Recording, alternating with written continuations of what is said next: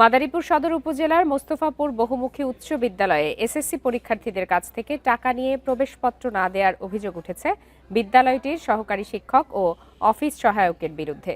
এ ঘটনায় সকালে বিদ্যালয় মাঠে আগুন জ্বালিয়ে বিক্ষোভ ও প্রতিবাদ করেছে শিক্ষার্থীরা।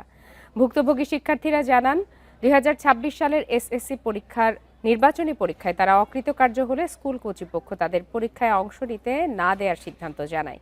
এই সুযোগে বিদ্যালয়ের সহকারী শিক্ষক সোহেল মোড়ল ও অফিস সহায়ক নূর আলম তাদের পরীক্ষায় অংশগ্রহণের আশ্বাস দিয়ে ২০ শিক্ষার্থীর কাছ থেকে ১৫,০০০ টাকা করে আদায় করেন। এরপর তাদের প্রবেশপত্র না দেওয়ায় ভুক্তভোগীরা বিদ্যালয়ের মাঠে আগুন জ্বালিয়ে বিক্ষোভ ও প্রতিবাদ কর্মসূচি পালন করেন।